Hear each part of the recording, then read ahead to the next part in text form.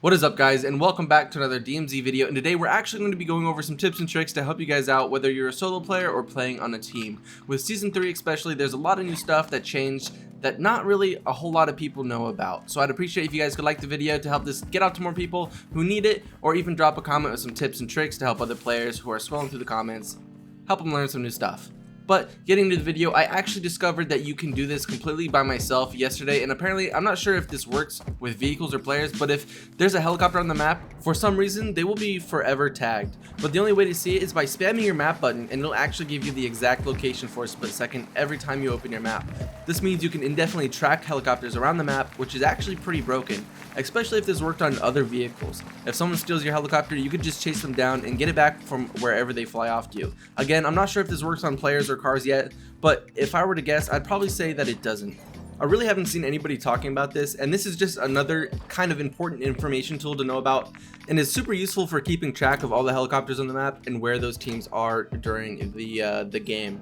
All you have to do really is just spawn in, mark all the helicopters on the map, and if the players use them at any given point, you spam your map button and you'll know their exact locations at all times. This doesn't really have a huge impact on gameplay for the most part, but this is still a pretty big bug that would be nice to get fixed. Right here you can see that I'm looting police station while keeping a tab on those players that took the helicopter, and just by spamming the map button, I can actually tell that the players are over there on the mountain grabbing a hunt contract now. So this would actually be fairly viable information. I would now know that if I get hunted, they'll be coming from this hill over here and they will be in a helicopter that I have the constant location of, meaning I can easily set up for them if I were to be hunted. Now, another thing I kind of want to go over is the use of secure backpacks and just kind of how overpowered they are, especially for teams. The reason I'm saying they're overpowered or otherwise broken at the moment is because they're being used to duplicate items within teams.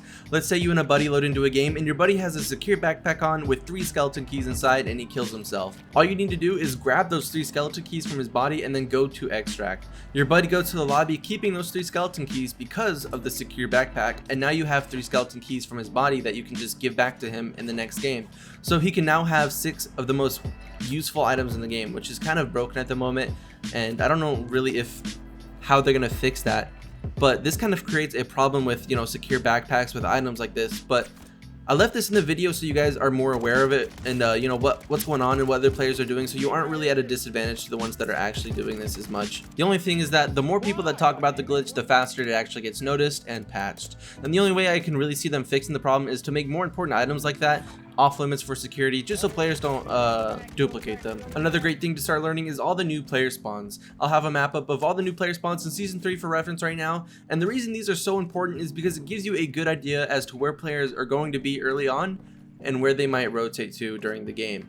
At the end of the day, nothing is stopping other players from PvP, and it's actually encouraged by the game itself. So knowing these spawns give you a good advantage over other players who might put your spawn right in the beginning of the game, or it'll help you do the same. If you guys want an in-depth guide to all the new spawns, Sinister has a really good guide for those spawns where he breaks them down and gives likely scenarios, hotspots, and rotations that a lot of players can learn from. So if you guys are interested in that, I'll be linking his video down in the description below. The heads up I want to give you guys is that before season 3, the game would actually prioritize your revive pistol first when you got down and then your self-revive, but now with season 3 that is reversed. So now when you go down, you'll actually revive yourself using your self-revive first and then your revive pistol as a last resort, which has definitely gotten me killed a few times because I had forgot to equip my self-revive because I was so used to my revive pistol being used first. Some other important things I should know is that learning the recipes for the new butter system is extremely helpful and will keep you above other players who don't know them.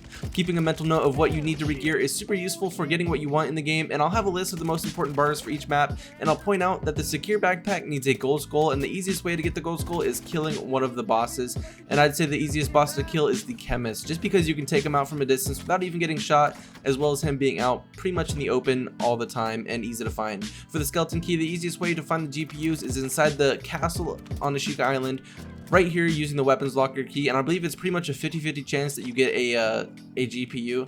Other than that, the building 21 is the easiest way to get a skeleton key because the computer spawns there have an extremely high chance to spawn encrypted hard drives, and all you need is 3. Learning all the recipes makes things 100% easier when you need to get geared up or are needing a certain item. The next thing we're going to kind of go over is building weapons. I base my weapons off of exclusive aces testing. Percentages might be a little bit different now, but the biggest tip I could ever ever give someone for making guns easier to control is to focus mainly on horizontal recoil, because horizontal recoil is often unpredictable and you can't control it, so it's beneficial to have your gun builds have mostly a vertical recoil pattern. I'll go ahead and throw up the horizontal versus vertical muzzle scale so you guys can get a good idea as to what the best attachments are and what you want to go for when you're building the weapon to best land your shots. Horizontal recoil muzzles are what I personally go for when I build weapons, and they're the ones that'll help you out the most. The furthest left side is the best horizontal muzzles, which still actually give you vertical recoil control as well, and the furthest right are the best vertical muzzles. Now if you're wondering about suppressors, here's the data source for the suppressors. They really don't do a whole lot for recoil control, and certain ones are the go-to for velocity and range, but they are important for not drawing attention to yourself and silently killing the bots. The only downside to most suppressors is that some of them main ones give you quite an ADS reduction, but I think in game modes like DMZ,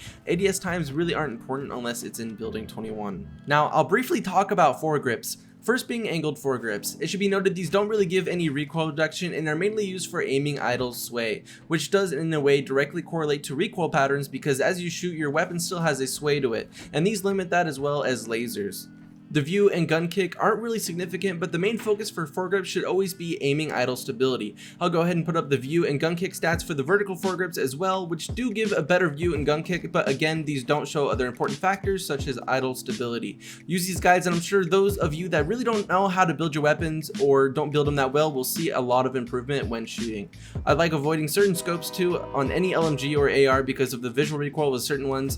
It gets kind of out of hand sometimes, so be sure to test out different sights to see which one really feels best for you. Now the last thing I kind of want to go over is a movement technique kind of like the bunny hop, which is called the damage bounce. You might see me doing this all the time in my videos or on stream, and it's actually a super interesting and important movement technique that not a lot of people take advantage of. Basically, to do this, whenever your character takes fall damage, all you have to do really is just spam the jump button, whether that be spacebar or the A button or whatever. It'll send you flying. This is perfect for getting away from teams, repositioning, getting around the map faster, and getting the jump on somebody quite literally. All that's required is that you take any amount of fall damage and spamming the jump button, and you can do this as many times as you want. I've been able to do this for like 8 bounces in a row, and I've been able to travel stupid distances that shouldn't be possible because of this. And if you get it down just right, it'll make playing the game that much better. If you guys want an extra in-depth guide on bunny hopping or the damage bounce, I actually have one, so if that interests you, I will link it in the description below as well. If you guys learned something in this video, it'd help a lot if you guys could drop a like on the video and maybe leave a comment on some tips you picked up playing that might help other players looking for them. And if you guys want to see more tips and tricks videos, feel free to let me know. I definitely don't do as much as I should, but I feel like it could be a good thing to start doing for you guys. I could also start doing some PvP commentary too, if that might interest you guys. You know, going through what I'm thinking during fights while solo. I'm sure I could get some of those cooking up for you guys too. But as always, thank you guys for watching the video, and I will see you guys in the next one. Peace. I'm a wizard. You could tell by these nuts, and I'm throwing out spells cause I know so much. Simply put, I am the best, always down for a quest, and I never leave the castle without my bulletproof vest. Weak ass apprentice, you can't see me. I'm a W.I.